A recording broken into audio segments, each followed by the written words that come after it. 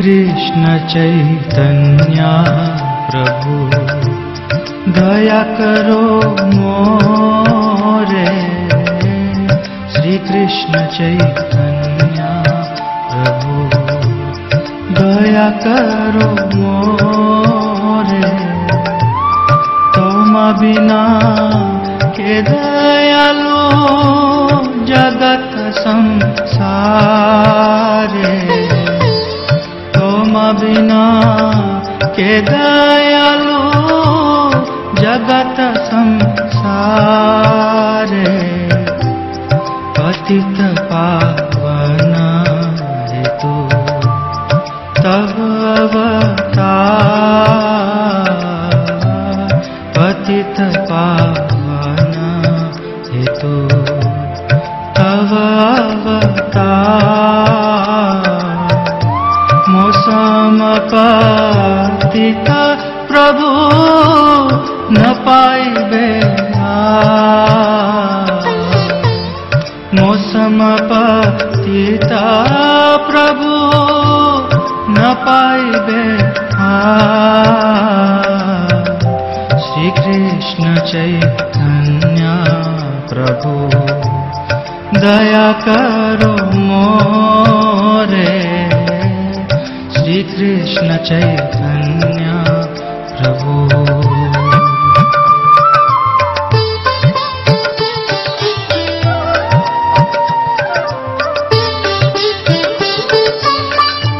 हा हा प्रभु नित्यानंद प्रेमानंद सुखी। हा हा प्रभु नित्यानंद प्रेमानंद सुखी। कृपावलोकन करो हमी बड़ दुखी। कृपावलोकन करो हमी बड़ दुखी। श्री कृष्ण चैतन्य प्रभु दया करो मोरे। श्री कृष्ण चैतन्य प्रभु।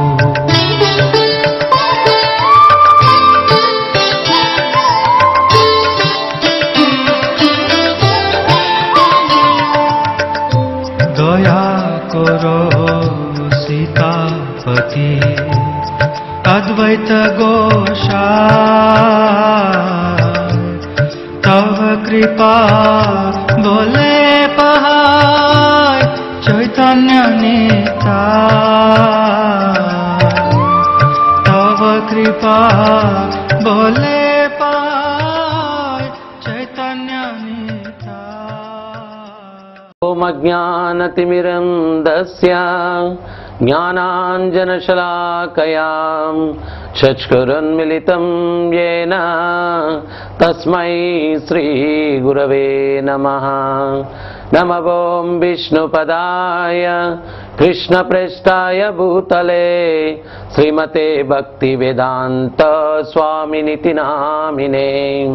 नमस्ते सारस्वती देवं गौरवाणी प्रचारिणे। निर्विशेष शून्यवादी पाश्चात्यदेशतारिणे। प्रभु नित्यानंद श्री अद्वैत गदाधर श्रीवासदि गौर भक्त वृंद। हरे कृष्ण कृष्ण कृष्ण हरे हरे। हरे राम राम राम हरे हरे। हरे कृष्ण। अविनाशि तु तद्विद्धि येन सर्वमिदं ततः। विनाशमव्यय स्यास्यां न कश्चित् कर्तुमर्हति। శరీరమందంతటను వ్యాపించి ఉన్న ఆత్మ నశింపులేనటువంటిది నీవు తెలుసుకును. అట్టి అవినాశి అయిన ఆత్మను నశింపజేయుటకు ఎవడను సమర్థుడు కాడు. ఇక్కడ ముఖ్యంగా ఈ శ్లోకంలో భగవంతుడు మనకు ఆత్మ యొక్క శాశ్వత స్థితి, ఆత్మను సచ్చిత్ ఆనంద అన్నారు. భగవంతుడు సచ్చిదానంద స్వరూపుడు, మనం ఆయన అంశగా మనం కూడా సచ్చిదానంద స్వరూపులం. సత్ అంటే శాశ్వతం, చిత్ అంటే సంపూర్ణ జ్ఞానం, ఆనంద సంపూర్ణ ఆనందం. మనందరం కూడా భగవద్గీతలో స్వామివారు ఏం చెప్తున్నారు? మమైవాంశో జీవలోకే జీవభూత సనాతన. మమైవాంశో అంటే నా యొక్క అంశలు అంటున్నారు. భగవంతుడు సచ్చిదానంద స్వరూపుడు, ఆయన అంశలం మనం. అట్టని చెప్పి భగవంతుడు మనం ఒకటి కాదండి. ఇక్కడ మనం స్పష్టంగా అర్థం చేసుకోవాలి. ఏంటంటే టాటా కంపెనీలో ఎన్నో ప్రోడక్ట్స్ తయారవుతాయి. నట్టు బోల్ట్ మీద టాటా అనే స్టాంప్ ఉంటుంది. అంత మాత్రం నట్టు బోల్ట్ టాటా కాదు, ఆ టాటా ప్రోడక్ట్స్ అవన్నీ కూడా. అదే రకంగా ఆ భగవంతుని యొక్క ప్రోడక్ట్స్ మనం. అందువల్ల మనకు కూడా సచ్చిదానంద స్వరూప అంటున్నారు. మనం అణువు, ఆయన విభు. ఈ సత్యాన్ని మనం అర్థం చేసుకోవాలి. సో ఆయన అంశాలుగా మనందరం కూడా శాశ్వతులం. అయితే ఆయనలో ఉన్నటువంటి లక్షణాలు మనలో ఉన్నాయి, అణుమాత్రంగా ఉన్నాయి. స్వామి ప్రభుపాదులు వారు ఉదాహరణ ఇస్తారు. సముద్రంలో ఉన్నటువంటి నీటి బిందువును మనం తీసుకున్నట్లయితే సముద్రంలో ఉన్నటువంటి జలాశయం, ఆ నీటికి ఉన్నటువంటి లక్షణాలన్నీ నీటి బిందువులో ఉన్నాయి. కానీ ఇది అణువు, ఆ సముద్రం అనంతమైనటువంటిది. అదే రకంగా భగవత్ అంశాలుగా మనందరిలో కూడా భగవంతుడిలో ఉండే లక్షణాలు ఉన్నాయి. కానీ మోతాదు పరంలో చూసినట్లయితే మనం అణువు, ఆయన విభు. ఆయనలో అనంతంగా ఉన్నాయి, మనలో అణుమాత్రంలో ఉన్నాయన్నమాట. ఇక్కడ వ్యత్యాసం అది. సో ఈ యొక్క ఆత్మ శాశ్వతమైనటువంటిది. ఆయనలో ఉన్నటువంటి ఒకానొక లక్షణం ఏంటి అంటే భగవంతుడు సర్వస్వతంత్రుడు. ఆయన అంశాలుగా మనలో కూడా స్వతంత్రత ఉంది. అందువల్ల మనం ఏం చేశాము అంటే, నేను స్వతంత్రంగా ఉండాలి స్వామి, మీ దగ్గర ఉండను, నేను స్వతంత్రంగా ఉండాలని చెప్పి కోరుకున్నాము. అందువల్ల ఆధ్యాత్మిక జగత్తు నుంచి మనల్ని భగవంతుడు ఈ భౌతిక జగత్తుకు పంపించారు. ఉదాహరణకి ఏంటి అంటే, ఒక తండ్రి ఏదైనా పని చేసుకుంటూ ఉంటారు. అప్పుడు పిల్లవాడు వెళ్ళి కలత పెట్టడానికి ప్రయత్నిస్తాడు. అప్పుడు తండ్రి ఏం చేస్తాడు? నాయన నువ్వేదో ఆడుకోరా, నన్ను కలత పెట్టద్దు అంటాడు. వీడు వినకపోతే ఏం చేస్తారు? పక్క గదిలో పెట్టి గొళ్ళెం పెట్టి నువ్వు అక్కడ ఏమైనా చేసుకో అంటాడు.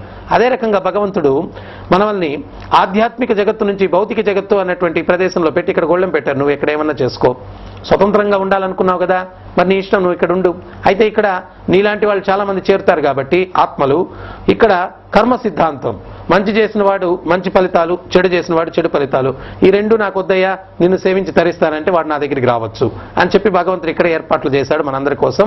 ఇవి యూనివర్సల్లా, ఇది చట్టం, ఇది ప్రపంచమంతా, సృష్టి అంతా కూడా ఈ భౌతిక జగత్తులో ఈ రకంగానే గడుస్తుందన్నమాట. ఈ రకంగా నడిపిస్తాడు భగవంతుడు. చాలా మంది ఏమంటారంటే, మీ దేవుడు శిక్షిస్తాడు, మా దేవుడు సుఖాన్ని ఇస్తాడు. ఇక్కడ ఏంటి అంటే, ఇంతమంది దేవుళ్ళు లేరు, ఒకే చట్టం. భగవంతుడు ఒక్కడే. ఆ కృష్ణస్తు భగవాను స్వయం, కృష్ణుడే భగవంతుడు. మిగిలిన వాళ్ళందరూ కూడా ఆయన దగ్గర ఉపదేవతలు. ఒక రాజు దగ్గర ఎట్లా మంత్రిమండలి ఉంటుందో ఆ రకంగా ఇక్కడ ఉన్నటువంటి దేవతలందరూ కూడా ఆయన కింద పనిచేసేటువంటి వారు. ఆ కృష్ణుడు ఒక్కడే, విష్ణువు ఒక్కడే దేవదేవుడు అని చెప్పి సకల శాస్త్రాలు చెప్తుంది. దాంట్లో ఏం సందేహం లేదనమాట. అయితే ఈ యొక్క ఆత్మలన్నీ కూడా ఆయన యొక్క అంశాలు. ఈ భౌతిక జగత్తులో మనం రాబడ్డాము. ఇక్కడికి వచ్చిన తర్వాత వర్షపు నీరు పవిత్రంగా ఉంటుంది, భూమిని తాకిన తక్షణమే బురద నీరుగా మారుతుంది. అదే రకంగా ఆత్మ సచ్చిదానంద స్వరూపం అయినప్పటికీ కూడా ఈ భౌతిక జగత్తులోకి ప్రవేశించిన తక్షణమే సత్వ రజస్తమో గుణాలకు బద్ధుడవుతూ ఉన్నాడు అనమాట. ఆ గుణాలకు బద్ధుడైనటువంటి ఆత్మ నేను ఏ శరీరంలోకి ప్రవేశిస్తే ఆ గుణాల యొక్క ప్రభావం వల్ల నేను ఆ శరీరం అన్నటువంటి భావన అతనిలో కలుగుతుందన్నమాట. మరి ఆ శరీరంలోకి ప్రవేశించినటువంటి ఆత్మ, శరీరం అశాశ్వతం కానీ ఆత్మ శాశ్వతమైనటువంటిది. ఆత్మకు చావు లేదు, పుట్టుక లేదు, మరణం లేదు, ఇవన్నీ కూడా లేవు. ఆత్మ ఏ రకమైనటువంటి కల్తను చెందదు. ఆత్మ శాశ్వతం. శరీరానికి ఇవన్నీ పరివర్తనలు కలుగుతాయి కానీ ఆత్మకి ఏ రకమైనటువంటి పరివర్తనలు కలగవన్నమాట. సో భగవంతుడు ఈ యొక్క శ్లోకంలో ఏం చెప్తున్నారు అంటే, సర్వస్య చాహం హృది సన్నివిష్టు. ఆత్మ హృదయంలో ఉంటుంది. ఆత్మ యొక్క స్వరూపం ఆత్మ హృదయంలో ఉంటాడు. ఆ హృదయంలో ఆత్మ ఉన్నప్పటికీ కూడా అతని యొక్క చైతన్యం అన్నటువంటిది శరీరం అంతా కూడా వ్యాప్తి చెంది ఉంటుంది అని చెప్పి చెప్తూ ఉన్నారు. ఇక్కడ శరీరం అందంతటను వ్యాపించి ఉన్న ఆత్మ నశింపు లేనటువంటిది. మనం కారులో ప్రయాణం చేస్తున్న డ్రైవరు, కానీ డ్రైవర్కి కారులో వెనకాల టైర్ పంచర్ అయితే కూడా డ్రైవర్కి తెలుస్తుంది. ఎందువల్లంటే అతని యొక్క చైతన్యం డ్రైవర్ సీట్లో కూర్చొని ఉన్నప్పటికీ కూడా ఆ కారు అంతా కూడా అతని యొక్క చైతన్యం వ్యాప్తి చెంది ఉంది. ఇంకొక ఉదాహరణ స్వామి ప్రభుపాదులు వారు ఏమిస్తున్నారు అంటే, ఔషధం మనం తీసుకున్నప్పుడు నోట్లో నుంచే తీసుకుంటున్నాం, కానీ ఆ ఔషధం యొక్క ప్రభావం శరీరం అంతా కూడా వ్యాప్తి చెందుతుంది. అదే రకంగా మనం వాహనంలో ఉన్నప్పుడు చోదకుడు, నడిపించేవాడు స్టీరింగ్ దగ్గర కూర్చొని ఉన్నా అతని యొక్క చైతన్యం వాహనం అంతా కూడా వ్యాప్తి చెంది ఉంటుంది. అదే రకంగా ఆత్మ యొక్క చైతన్యం శరీరం అంతా కూడా వ్యాప్తి చెంది ఉంటుంది అని చెప్పి చెప్తూ ఉన్నారు. సో ఇక్కడ ముఖ్యంగా మనం గుర్తించాల్సినటువంటి సత్యం ఏంటి అంటే, శరీరంలో ఆత్మ లేకపోతే ఆ శరీరానికి ఏం విలువ లేదు. ఆ శరీరానికి ఆత్మ లేకపోతే చెలింపు లేదు. మృత కళేబరం దగ్గరికి పోయి మీరు తన్నండి, కొయ్యండి, ఏమైనా చేయండి, అదేం ప్రతిఘటించదు. ఆత్మ ఉంది కాబట్టి ఆకలి, దప్పిక, నొప్పి, ఆనందం ఇవన్నీ కూడా ఆత్మ ఉండబట్టి తెలుస్తూ ఉన్నాయి. ఆత్మ లేకపోతే దానికి ఏ రకమైనటువంటి చైతన్యం లేదు, విలువ లేదనమాట. అందుకనే చూడండి ఆత్మ యొక్క విలువ ఎంత గొప్పది అంటే, మీరు ఒక 30 లక్షల కోటి రూపాయల వాహనంలో ప్రయాణం చేయండి, యాక్సిడెంట్ అయితే మొట్టమొదట అక్కడ చేరిన వ్యక్తులందరూ ఏమంటారు అంటే, మనుషులకి ఏం జరిగిందో చూడండి అంటారు. కారు పోతే పోయింది, మనుషులకి ఏం జరిగిందో చూడండి అంటారు. అరే కారు మనిషి కన్నా విలువైంది. సైన్స్ ఏం చెప్తుంది అంటే, మనిషిలో ఉన్నటువంటి కెమికల్స్ అన్నిటి యొక్క వాల్యూ కొన్ని సంవత్సరాల కింద 90 రూపాయలు ఉండింది, ఇప్పుడు 120 రూపాయలు అంటారు. మన కెమికల్స్, శరీరంలో ఉన్నటువంటి కెమికల్స్ యొక్క వాల్యూ. కానీ ఆత్మ ఉండేసరికి అంత విలువ వచ్చింది. అంత పెద్ద కారు యాక్సిడెంట్ జరిగినా కానీ అందరూ వచ్చేమంటున్నారంటే, ప్రాణానికి ఏమైనా నష్టమైందేమో చూడండి అయ్యా అని చెప్పి మనం మనుషుల గురించి ఆలోచిస్తున్నారు కానీ కారు గురించి ఆలోచించలేదు. ఆ విలువ ఎందువల్ల వచ్చింది అంటే ఆత్మ వల్ల వచ్చింది. ఈ సత్యాన్ని మనం గుర్తించాలా. సో శరీరం అన్నటువంటిది అది అశాశ్వతమైనటువంటిది, ఆత్మ శాశ్వతమైనటువంటిది. ఆత్మ యొక్క చైతన్యం శరీరం అంతా కూడా వ్యాప్తి చెంది ఉంది. మరి అనుభవించేటువంటి వాడు భోక్త ఎవరు? ఇది ముఖ్యమైనటువంటి విశేషం. ఈ యొక్క శరీరం అనుభవిస్తూ ఉందా, ఆత్మ అనుభవిస్తూ ఉందా? శరీరానికి ప్రాపంచిక విషయాలు అనుభవానికి, ఆత్మకు వచ్చి పరమాత్మ సేవ అనుభవించేటువంటిది అనమాట. ఎందువల్ల అంటే ఆత్మకు ఆహారం వేరే. మనం ఒక కారులో వెళ్తున్నాం, స్కూటర్లో వెళ్తూ ఉన్నాం, నడిపించేవాడికి ఆకలేస్తే స్కూటర్ని పెట్రోల్ బంకు తీసుకొని పోయి పెట్రోల్ పట్టిస్తే వాడి ఆకలి తీరదు. నడిపించేవాడి ఆకలి అన్నం తింటేనే వాడికి తీరుతుంది. అదే రకంగా ఈ శరీరానికి ప్రాపంచిక విషయాలు అయి ఉండొచ్చు, ఆత్మకి ఆహారం ఏంటి అంటే పరమాత్మ సేవ.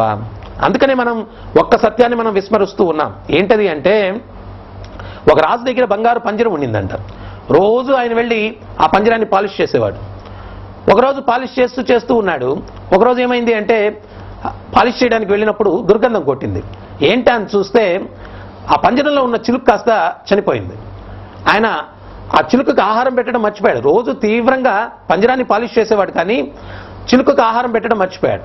అదే రకంగా మనం ఈ శరీరానికి చాలా జాగ్రత్తగా చూసుకుంటూ ఉన్నాం, కానీ లోపల ఉన్నటువంటి ఆ చిలుక, ఆత్మ అన్నటువంటి చిలుక దాన్ని పట్టించుకోవట్లేదు. మరి పంజరం దేనికి ఉంది? చిలుకను పెట్టుకునేదానికి. చిలుకే చనిపోతే ఇంకా పంజరంతో అవసరం ఏముంది? అందువల్ల ఈ జీవ చిలుక ఎగిరిపోతే ఈ యొక్క శరీరానికి ఏం విలువ లేదు. సో అందువల్ల ముఖ్యంగా మనం ఇక్కడ గుర్తించాల్సిన సత్యం ఏంటి అంటే, శరీరానికి విలువనిచ్చేటువంటిది ఆత్మ. ఆత్మను సంతృప్తిపరచడానికి మనం ప్రయత్నించాలా. కానీ ఈరోజు మనం చేసేదంతా కూడా ఆత్మ దృష్టి ఎవరికీ లేని దానివల్ల ఎవరు ఆత్మను సంతృప్తిపరచడానికి ప్రయత్నం చేయట్లేదు. అందువల్లే ఎన్ని పనులు చేసినా ప్రతి ఒక్క వ్యక్తిలో కూడా ఏదో తీరని అసంతృప్తి అన్నటువంటిది పొందుతూ ఉన్నాడు. ప్రతి ఒక్కళ్ళలో కూడా, ఎంత పెద్ద వ్యాపారవేత్త అయి ఉండొచ్చు, ఎంత పెద్ద రాజకీయవేత్త అయి ఉండొచ్చు, ఎంత పెద్ద శాస్త్రవేత్త అయి ఉండొచ్చు, ఎంత అందమైనటువంటి వ్యక్తి అయి ఉండొచ్చు, ఎవరైనా కానీ రోజంతా కష్టపడిన తర్వాత ఏదో అసంతృప్తి, ఏదో తీరని కొరత అన్నటువంటి వెంటాడుతూ ఉంది. కారణం ఏంటి అంటే, శరీరానికి అన్ని చూసుకుంటున్నాడు కానీ భోక్త అయినటువంటి ఆత్మకి అతను ఆహారం ఇవ్వట్లేదు. మరి ఆత్మ యొక్క ఆహారం ఏమిటి అంటే పరమాత్మ యొక్క సేవ. ఎప్పుడైతే పరమాత్మ సేవలో జీవుడు కైంకర్యం అవుతాడో, ప్రాపంచికంగా ఏమీ లేకపోయినా కానీ సంతృప్తిని, ఆనందాన్ని చెందుతాడనమాట, పొందుతాడు. సో అందువల్ల మనం ఈ ప్రపంచంలో ఇది దుఃఖాలయం అన్నారు. ఈ దుఃఖాలయంలో ఆనందం అన్నటువంటిది మనం పొందేటువంటిది, అనుభూతి చెందేటువంటిది దుఃఖం నుంచి విరామం. నేను ఎప్పుడు చెప్తూ ఉంటాను, ఏమని అంటే, తలనొప్పిగా ఉంది, టాబ్లెట్ వేసుకున్నాం, నొప్పి పోయింది, సహజ స్థితికి వచ్చాం. ఎవరన్నా వచ్చి ఇప్పుడు ఎట్టుందయ్యా అంటే, వాహ్ హ్యాపీగా ఉందంటాం. అరే, నొప్పి నుంచి నువ్వు తేరుకొని సహజ స్థితికి వచ్చావు, దాన్ని హ్యాపీనెస్ అనేదానికి ఎక్కడ అవకాశం ఉంది? హ్యాపీనెస్ అంటే సహజంగా ఉండాలి. కానీ నొప్పి నుంచి విరామాన్ని, బాధ నుంచి విరామాన్ని, దాన్ని నువ్వు ఆనందం అనుకుంటూ ఉన్నావు. నిజమైన ఆనందం ఏంటో అసలు నీకు తెలియదు. నిజమైనటువంటి ఆనందం సహజానందం అన్నారు. అది నొప్పి నుంచి విరామం కాదు, దుఃఖం నుంచి విరామం కాదు. మానసికంగానో, ఆర్థికంగానో, సాంఘికంగానో ఏదో కష్టాలు ఉంటాయి. ఆ కష్టాల నుంచి కొంచెం బయటపడితే హ్యాపీనెస్ అనుకుంటాడు అజ్ఞానంలో. కానీ ఇది హ్యాపీనెస్ కాదు. ఇక్కడ మనం అనుభవించేది మాయాసుఖం. అందువల్ల మనిషి నిజంగా సుఖాన్ని అనుభవించట్లేదు, సహజమైన సుఖాన్ని అనుభవించట్లేదు, సహజానందాన్ని అనుభవించట్లేదు. సహజమైన ఆనందం దుఃఖం నుంచి విరామం కాదు. ఆత్మ, పరమాత్మ సేవలో పొందేటువంటి దాన్ని సహజానందం అంటారు. ఇక్కడ మనం పొందే ఆనందం అంతా కూడా మన రక్తం మనం తాగుతూ ఉన్నాం. ఉదాహరణకి ఎడారిలో ఉంటే అక్కడ పచ్చగా ఏం కనిపించదు, ఎడారి కదా, అక్కడ అన్ని ముళ్ళ చెట్లు ఉంటాయంట. అది కొంచెం పచ్చగా కనిపిస్తే అది నవలడానికి వెళ్తుంది. అది నవిలినప్పుడు ఏమవుతుంది అంటే దానికి ఉన్న ముళ్ళు కాస్త దీని నాలుక గుచ్చుకుంటాయి. గుచ్చుకున్నప్పుడు ఆ నాలుక నుంచి రక్తం కారుతుంది. అప్పుడు ఆ ఒంటి అనుకుంటుందంటే అజ్ఞానంలో, ఈ చెట్లను నవ్వులుతూ ఉంటే కొంచెం నొప్పిగా ఉంది, అయినా పర్వాలేదు, దీని నుంచి రక్తం వస్తుంది అనుకుంటుందంట. కానీ రక్తం ఎక్కడి నుంచి వస్తుంది? చెట్టు నుంచి రావట్లేదు. దాని యొక్క ముళ్ళు దీని నాలుకను తూట్లు పడిచి ఆ నాలుక నుంచి రక్తం కారుతూ ఉంది. తన రక్తాన్ని తాగుతూ అజ్ఞానంలో అనుకుంటుందంట, ఈ చెట్టు నవిలితే కొంచెం నొప్పిగా ఉంది కానీ అయినా పర్వాలేదు, రక్తం వస్తూ ఉంది. సో ఈ ప్రపంచంలో మనం అనుభవించే సుఖం ఏదైనా కానీ మన రక్తాన్ని మనమే తాగుతూ ఉన్నాం. ఉదాహరణకి కష్టపడితే డబ్బు వస్తుంది. మరి కష్టం ఎక్కడి నుంచి? శరీరంలో ఉన్నటువంటి రక్తమే కష్టంగా మనలో శక్తి సామర్థ్యంగా బయటపడుతుంది. అంటే ఆ ధనం వల్ల మనం ఏదో ఎంజాయ్ చేస్తాం, అనుభవిస్తాం. చివరికి మూలం ఏంటి? మన రక్తాన్ని మనమే తాగుతూ ఉన్నాం. నిజమైనటువంటి సుఖశాంతులు ఇక్కడ ఎవరు అనుభవించట్లేదు, సహజమైన ఆనందాన్ని అనుభవించట్లేదు. ఆ సహజానందం అన్నటువంటిది పరమాత్మ సేవలోనే మనకు లభిస్తుంది. ఈ యొక్క సత్యాన్ని మనం అర్థం చేసుకోవాలా. అయితే ఎంత దుర్భరంగా ఉన్నటువంటి వ్యక్తి దగ్గర కన్నా వెళ్ళి అడగండి, ఎట్లుందయ్యా లైఫ్ అంటే, సూపర్ అంటాడు, చాలా బాగుంది అంటాడు. ఇది అజ్ఞానం. ఎన్నో దుఃఖాలు అనుభవిస్తూ ఉంటారు. ఉదాహరణకి ఒక వ్యక్తి అరణ్యంలో పోతూ అరణ్యాన్ని వర్ణిస్తూ ఉన్నాడంట. బా ఎంత చక్కగా ఉంది, పచ్చిక బయళ్ళు, సెలయేర్లు పారుతూ ఉన్నాయి, పక్షుల కిలకిల రావాలు, ఎంతో సంగీత వాయిద్యంలాగా ఉంది, రమణీయమైనటువంటి వాతావరణం అంటూ ఆయన అరణ్యాన్ని వర్ణించుకుంటూ పోతూ ఉంటే ఉన్నట్టుండి ఒక పెద్ద సింహం ఒకటి గాండ్రిస్తూ ఆయన మీద దూకిందంట. ప్రాణాలని రక్షించుకోవాలి కదా అని చెప్పి పరిగెడుతూ పోతూ ఉంటే అక్కడ ఒక వేటగాడు పెద్ద గొయ్య ఒకటి తవ్వి దాని మీద గడ్డి కప్పి ఉంచాడు. వీడు ఆ గొయ్యలో పడిపోబోతూ ఆ గొయ్య పైన ఉన్నటువంటి ఒక మర్రి చెట్టు ఊడల్ని ఎగిరి పట్టుకొని ఆ మర్రి చెట్టు ఊడల్ని ఎక్కడానికి ప్రయత్నం చేస్తూ ఉంటే ఏమైంది అంటే, ఆ మర్రి చెట్టు ఊడల్లో కాళ్ళు కాస్త చిక్కుకున్నాయి, చేతుల పట్టు జారిపోయింది, తల క్రిందలుగా ఊగులాడుతున్నాడు. ఊహించుకోండి, ఈ పక్క సింహం తరుముతూ వచ్చింది. ఆ గొయ్యిలోకి చూస్తే నల్ల త్రాచులు ఉన్నాయంట, బుసలు కొడుతూ ఉన్నాయి, బుస్ అని చెప్పి బుసలు కొడుతున్నాయి. అటుపక్కేమో ఒక పులి, ఇటుపక్క ఏమో తోడేలు, తల క్రిందలుగా ఊగుతున్నాడు. అటు ఇటు కదులుతూ ఉన్నప్పుడు అవి మింగడానికి చూస్తూ ఉన్నాయి. అటువంటి పరిస్థితుల్లో తలక్రిందులుగా అతను నాలిక బయటేసి అంటూ ఉన్నాడంట. అటువంటి పరిస్థితుల్లో ఉన్నట్టుండి చిరుమందహాసం చేశాడంట. అరే ఎట్లా నవ్వగలిగాడు అని చెప్పి అనుకుంటే, అతను తలక్రిందులుగా నాలిక బయట పెట్టి అటు ఇటు ఊగుతూ ఉంటే ఒక పక్క సింహం మింగడానికి ఉంది, ఒక పక్క పులి మింగడానికి ఉంది, ఒక పక్క తోడేలు మింగడానికి ఉన్నాయి, ఇంకో పక్క బుసలు కొట్టు పాములు ఉన్నాయి గొయ్యలో. అటువంటి సందర్భంలో కూడా నవ్వాడు అంటే, ఆ చెట్టు మీద ఒక తేనె తుట్టుందంట. ఈయన తలక్రిందులుగా అని ఊగుతూ ఉంటే ఆ కదలికకి ఆ తేనె తుట్టిలో నుంచి ఒక్క తేనె బిందువు వీడి నాలిక మీద పడిందంట. ఆ తేనె బిందువు నాలిక మీద పడేసరికి వీడు అంటున్నాడు. ఒక పక్క సింహం, పులి, తోడేళ్లు, బుసలు కొట్టే పాములు, ఈ కష్టాలన్నీ మర్చిపోయి ఆ ఒక్క తేనె బిందువు కోసం అంటూ రిలాక్స్ అవుతున్నాడు. మనం కూడా మన జీవితంలో సింహం లాంటి, పులులు లాంటి, తోడేలు లాంటి ఆర్థికమైన, మానసికమైన, ఆరోగ్యపరమైన, సాంఘికమైన కష్టాలు ఎప్పుడు మనల్ని వెంటాడుతూ ఉంటాయి. అయితే వాటి మధ్యలో ఆ తేనె బిందువులాగా కొంచెం కామమో, కొంచెం కాంచనం, ధనమో, కొంచెం కీర్తి, పేరు ప్రతిష్టలో, వీటికి సింహం, పులి, తోడేళ్లు, బుసలు కొట్టే పాములు లాంటి కష్టాలను లెక్క చేయకుండా ఎట్టుంది నీ లైఫ్ అంటే సూపర్ అని చెప్పి అంటాం. ఇది మాయాసుఖం అన్నారు అందుకనే దీన్ని. సో అందువల్ల మనం ఈ యొక్క సత్యాన్ని అర్థం చేసుకోవాలా. ఈ ప్రపంచంలో మనకు దొరికేటువంటి ఆనందం చాలా తుచ్చం, చాలా అల్పమైనటువంటిది. ఎటువంటి వ్యక్తి ఎంత దుర్భరంగా ఉన్నా కానీ మాయ యొక్క ప్రభావం వల్ల నేను సూపర్గా ఎంజాయ్ చేస్తున్నాను అనుకుంటాడు కానీ సత్యాన్ని గుర్తించడు. ఇక్కడ నువ్వు ఎంజాయ్ చేసేదంతా కూడా, అనుభవించేదంతా కూడా దుఃఖాలు 99% అయితే 0% సుఖమేదో అనుభవిస్తావు. కానీ ఆ 0% సుఖం కోసం ఈ యొక్క 99% దుఃఖాలని లెక్క చేయకుండా ఎక్సలెంట్గా ఉంది ఈ ప్రపంచం అనుకుంటాం. కానీ మనుష్య జన్మలో ఈ సత్యాన్ని మనం అర్థం చేసుకోవాలి. భాగవతం ఏం చెప్తుంది? ఈ ప్రపంచంలో నిజమైనటువంటి దుఃఖాలు ఏమిటి? జన్మ, మృత్యువు, ముసలితనం, వ్యాధి. వీటి నుంచి బయటపడే మార్గం ఏంటో తెలుసుకోవాలి. దానికోసం మనం ఈ విలువైనటువంటి మనుష్య జన్మను మనం వినియోగించాలా. సో అందువల్ల ఇక్కడ సుఖం ఎట్లా ఉంటుంది, ఇక్కడ మాయ ఎట్లా ఉంటుంది అంటే, ఒకసారి బృహస్పతి శాపానికి ఇంద్రుడు గురయ్యి పంది జన్మను ఎత్తాడంట ఈ భూలోకంలో. అది కూడా పంది జన్మనెత్తి మార్కెట్ యార్డ్లలో తిరుగుతూ ఉన్నాడంట.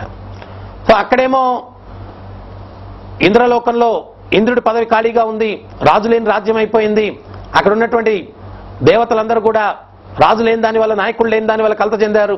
వాళ్ళందరూ కూడా బ్రహ్మగారి దగ్గరికి వెళ్ళి, అయ్యా మా నాయకుడిని తెచ్చి మాకు అప్పగించండి అన్నారు.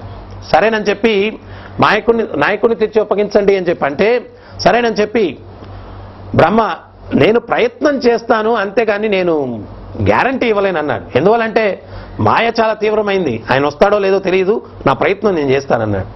మరి బ్రహ్మ ఇక్కడికి వచ్చేసరికి ఇంద్రుల వారు పంది జన్మలో మంచి ఫ్యామిలీ ఎస్టాబ్లిష్ చేస్తున్నారు. ఒక అందమైన భార్య, ఆయనకన్నా కొంచెం లావుగా ఉంది పంది, 60 మంది పిల్లలు మొన్నే పుట్టారు. వీళ్ళందరితోటి మార్కెట్ యార్డ్లో గట్టర్లలో అక్కడ ఇక్కడ వ్యర్థం అంతా కూడా తిరుగుతూ ఉన్నాడు అనమాట. అప్పుడు బ్రహ్మ వచ్చాడు. హే ఇంద్ర అన్నాడు. అప్పుడు ఈయన ఏదో ఎక్కడో విన్నట్టుగా ఉంది అని చెప్పి తల పైకెత్తి చూశాడనమాట. చూస్తే అప్పుడు బ్రహ్మదేవుడు హే ఇంద్ర అన్నాడు. పైకి చూశాడు. అరే నిన్నేనయ్యా, అక్కడ స్వర్గంలో చాలా దుర్భరంగా ఉంది, రాజు లేని దానివల్ల వచ్చేయిపోదాం అన్నాడు.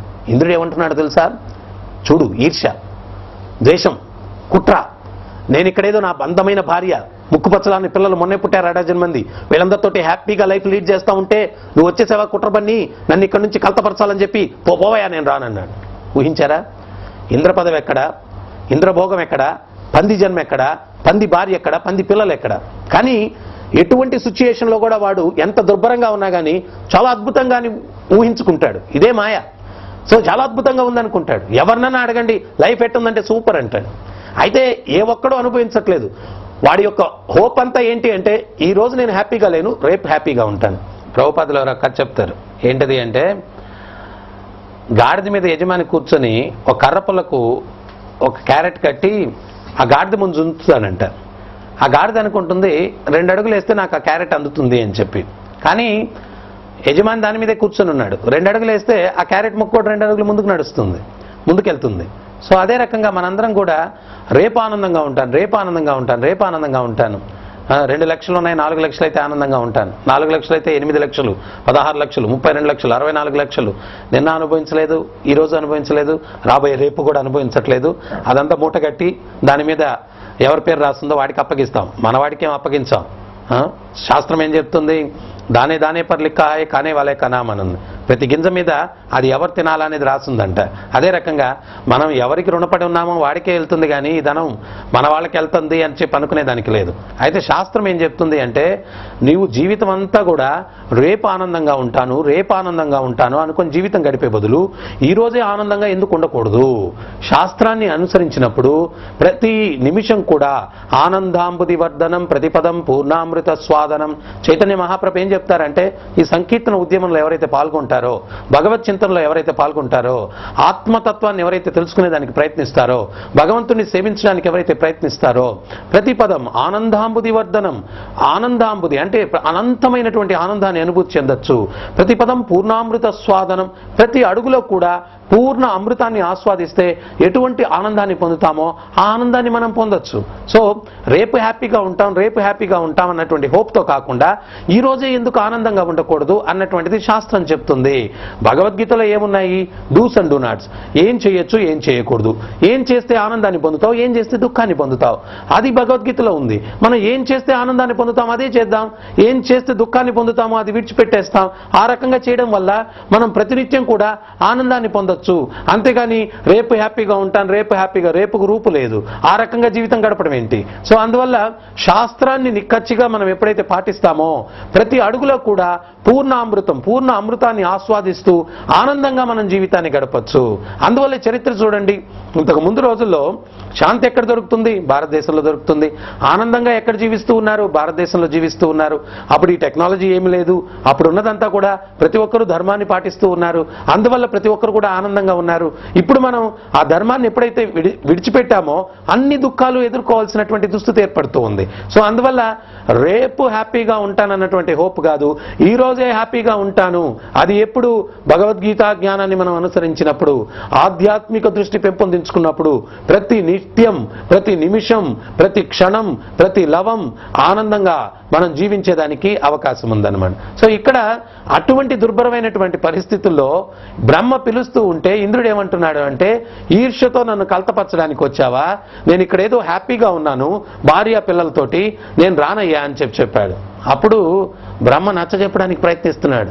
అరే ఇంద్రభోగం ఎక్కడ? ఈ పంది జన్మలో భోగం ఎక్కడ? అక్కడ అప్సరసలేంటి? అక్కడ ఉన్నటువంటి మధుపానీయాలేంటి? ఎంత గొప్పగా ఉంటుంది ఇంద్రలోకం అంటే? నువ్వు ఏమన్నా చెప్పో నేను రాను అన్నాడు ఇంద్రుడు. అరే పిచ్చోడా, వీడికి ఎట్ట జ్ఞానోదయం కల్పించాలని చెప్పి పక్కన కసాయి వాడు కత్తిని ఉరుతూ ఉన్నాడంట. అది చూసి బ్రహ్మ ఏమన్నాడంటే, అరే పిచ్చోడా, ఇదేదో శాశ్వతం అని చెప్పి అనుకుంటూ ఉన్నావు, ఆ పక్కన చూడు అన్నాడంట. చూస్తే కత్తి నూరుతూ ఉన్నాడు, తలతల మెరుస్తూ ఉంది. అది నిన్ను, నీ భార్యను, నీ పిల్లల్ని అందరినీ ఆ కషాయ పెట్టి చంపేస్తాడు రా అన్నాడంట. అప్పుడు ఆ కత్తి ఎప్పుడైతే చూశాడో అప్పుడు ఇంద్రియాల్లోకి వచ్చాడు అనమాట. మనం కూడా ఎప్పుడన్నా కష్టం కలిగినప్పుడు భగవంతుడు అది ఇది అని చెప్పి అనుకుంటాం, భగవత్ చింతన అని. ఏదైనా సుఖంగా కలిగింది అంటే నేనే దేవుడు అని అనుకేస్తాం అనమాట. సో ఈ రకమైనటువంటి భావన. కానీ యథార్థ జ్ఞానంలో మనం జీవించాలా? నిజమైనటువంటి ఆనందం మనకి ఎక్కడ వస్తుంది అంటే భగవత్ చింతనలో వస్తుంది, అంతేకాని ప్రాపంచిక విషయాల్లో కాదు. అట్టని చెప్పి ప్రాపంచిక విషయాలను విడిచిపెట్టమని చెప్పట్లేదు. మనం అంతర్జాతీయ కృష్ణ చైతన్య సంఘం ద్వారా ఇచ్చేటువంటి సందేశం ఏంటి అంటే, మీరు ఒక్క కుటుంబాన్ని పోషించుకునేదానికి ఉద్యోగమో వ్యాపారమో చేయండి, ఎవరు కాదనట్లేదు. మీరు కుటుంబాన్ని విడిచిపెట్టమని చెప్పి కూడా చెప్పట్లేదు. అయితే మీరు ఉద్యోగమో వ్యాపారమో చేసిన తర్వాత కొంత సమయం మీకు ఖాళీ దొరుకుతుంది. ఆ సమయాన్ని అసత్సంగ చెడు సాంగత్యానికి విడిచిపెట్టద్దు. ఎందువల్లంటే చెడు సాంగత్యం వల్ల ఏమవుతుంది, మన బుద్ధి భ్రమిస్తుంది. భగవద్గీతలో కూడా భగవంతుడు ధ్యాయతో విషయాన్ పుంస, చెడు విషయాల మీద ధ్యానం పెట్టినట్లయితే కామం వస్తుంది అంటున్నారు.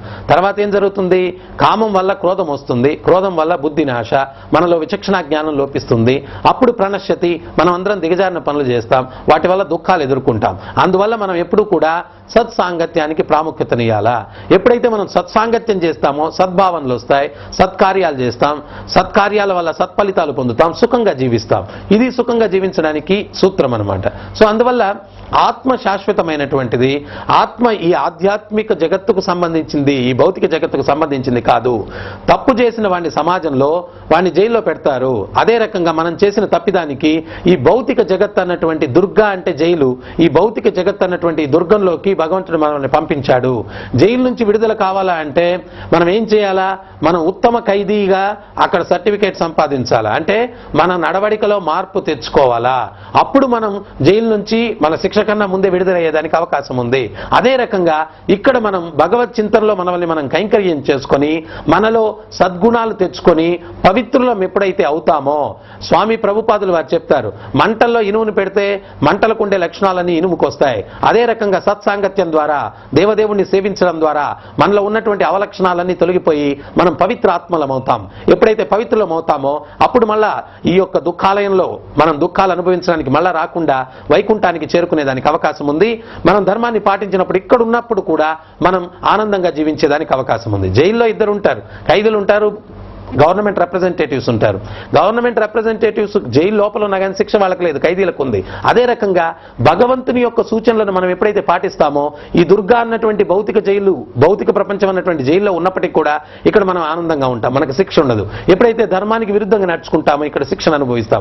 ఇక్కడ ధర్మాన్ని ఆచరించడం వల్ల ఇక్కడ ఉన్నప్పుడు కూడా ఆనందంగా జీవిస్తూ జీవితాంతంలో మరలా ఈ మృత్యులోకానికి రాకుండా భగవత్ సన్నిధిని చేరుకునేదానికి అవకాశం ఉంది.